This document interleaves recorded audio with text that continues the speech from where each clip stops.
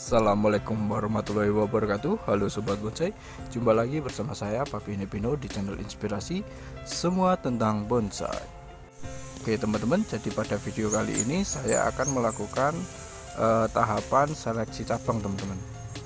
Jadi ini adalah bahan serut yang sudah saya tanam sekitar 3 bulan ya. Jadi untuk proses penanaman dan juga buka sungkup itu sudah ada di video saya sebelumnya ya. Jadi teman-teman tinggal klik saja, nanti akan saya sertakan untuk link di deskripsinya. Oke, jadi untuk perkembangan sampai hari ini setelah 3 bulan seperti ini ya. Nah, ini menurut saya sangat subur teman-teman. Karena itu sudah waktunya untuk kita lakukan tahapan seleksi cabang. Karena memang untuk tahapan seleksi cabang adalah tahapan awal ketika bahan donggalan kita ini sudah benar-benar subur seperti ini ya. Jadi jangan terlalu cepat juga, tapi jangan terlalu lambat teman-teman. Karena gini teman-teman, kalau misalkan kita terlalu cepat untuk menyeleksi cabang, itu takutnya nanti perkembangan akarnya terganggu. Karena logikanya semakin subur yang atas, bawahnya juga akan semakin subur. Begitu juga sebaliknya ya. Jadi memang ada waktunya tersendiri. Intinya kalau sudah benar-benar subur lah, baru kita lakukan seleksi cabang. Dan kenapa kita harus melakukan seleksi cabang? Ada beberapa ini ya, manfaat ya.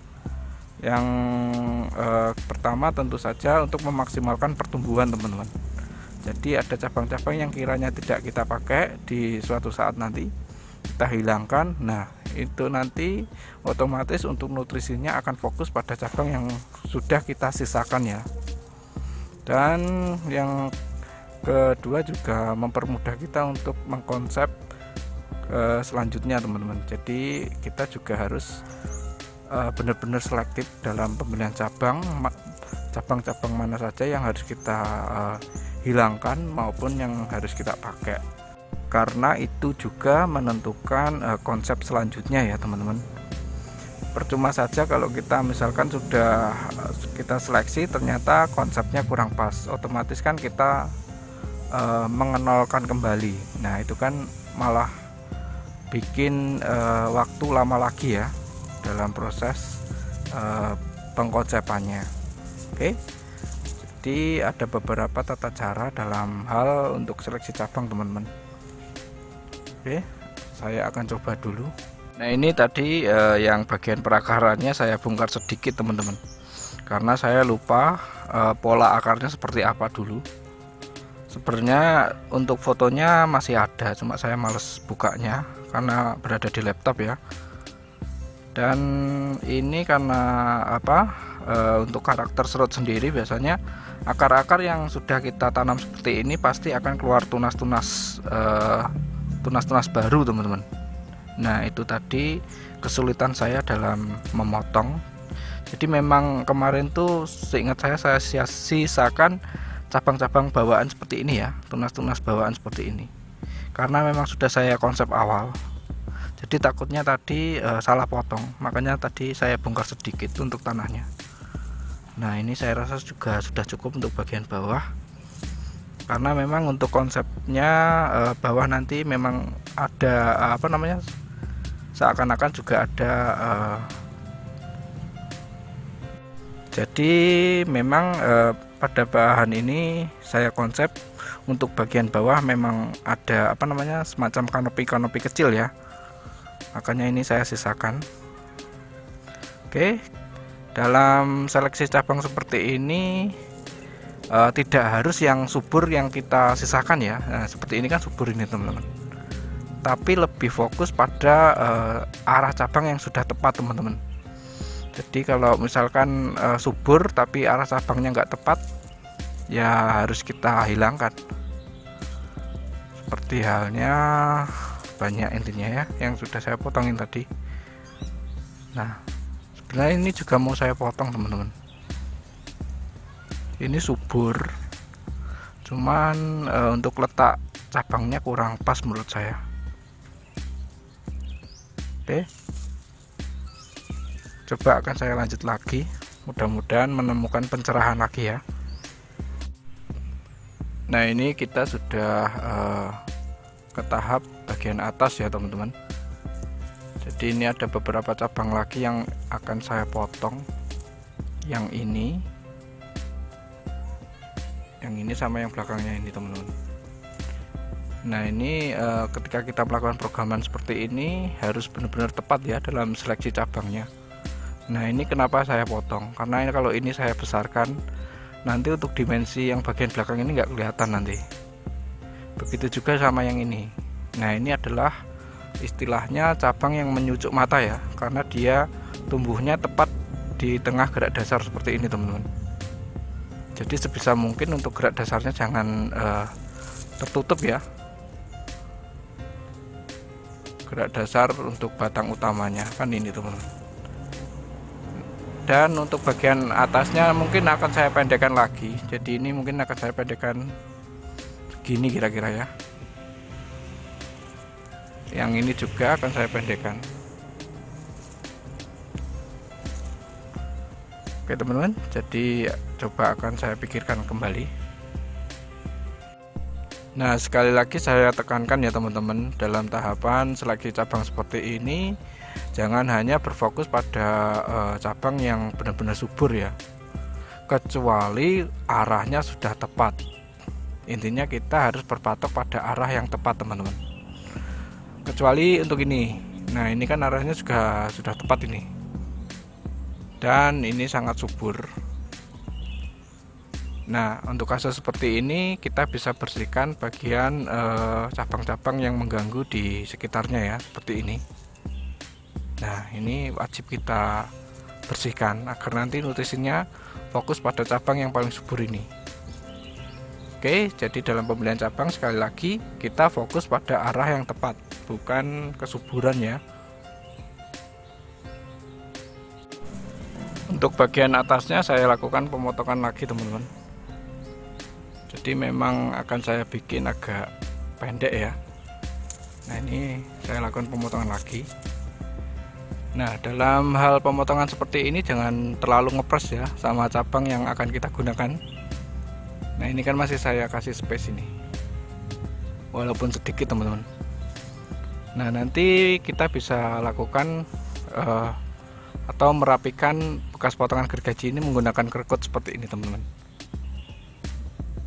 Nah, agar kesannya nanti tidak terkesan potongan yang rapi ya, cuma ada kesan natural seperti ini maksud saya.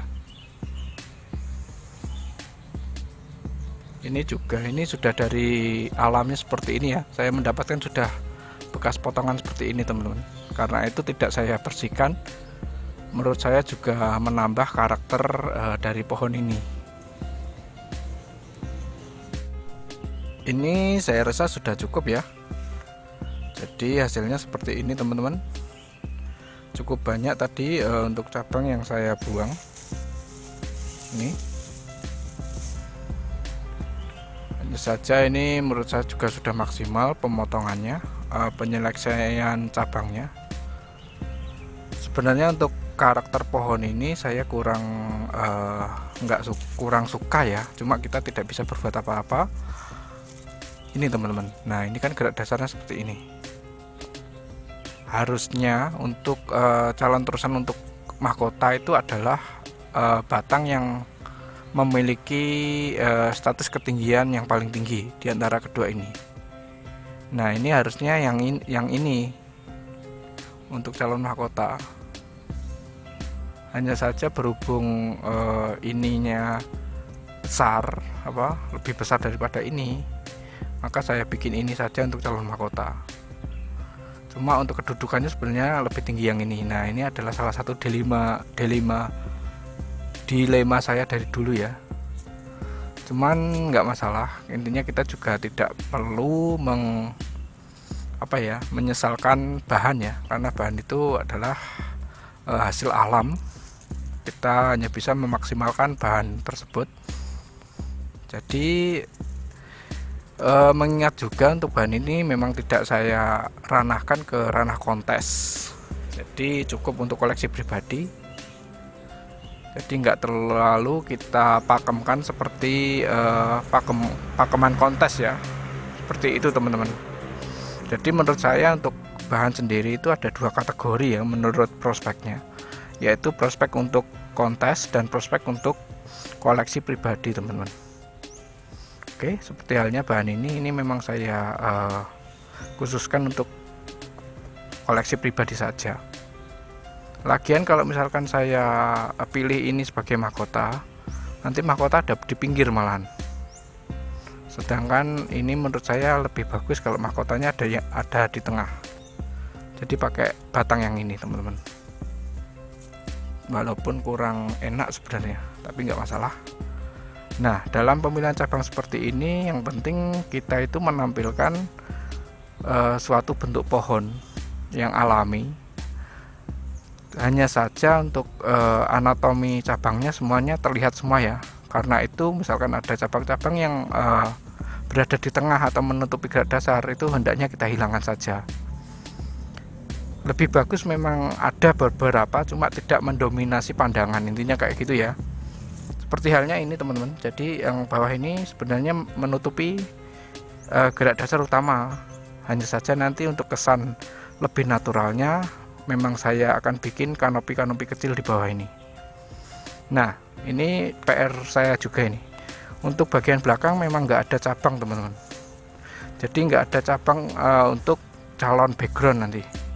Maksud saya yang belakang sini ya. Nah, itu nanti mungkin akan saya siasati untuk membuat background dari bahan batu saja ya. Jadi belakang ini akan saya taruh batu saja, jadi terkesan nanti pohon ini bersandar di batu gitu teman-teman. Kalau menurut saya untuk bahan ini istimewanya di kaki-kaki teman-teman. Jadi kaki-kakinya ada semua keliling kaki-kakinya, walaupun konsepnya tidak natural, hanya saja itu menambah kesan kokoh gitu teman-teman. Oke. Jadi sekali lagi saya rasa ini sudah cukup dalam tahap seleksi cabang. Hanya saja ini hanya untuk konsep awal dulu ya. Mungkin suatu saat bakal saya rubah lagi. Jadi dalam pemilihan mahkota sebenarnya saya masih dilema, entah nanti pakai yang ini atau pakai yang ini ya. Jadi kita menunggu, kita berharap saja di beberapa cabang yang akan tumbuh selanjutnya teman-teman. Oke, jadi tetap ikuti channel saya untuk melihat kelanjutannya ya, dan juga inspirasi semua hal tentang bonsai lainnya. Jadi terima kasih sudah menonton. Assalamualaikum warahmatullahi wabarakatuh.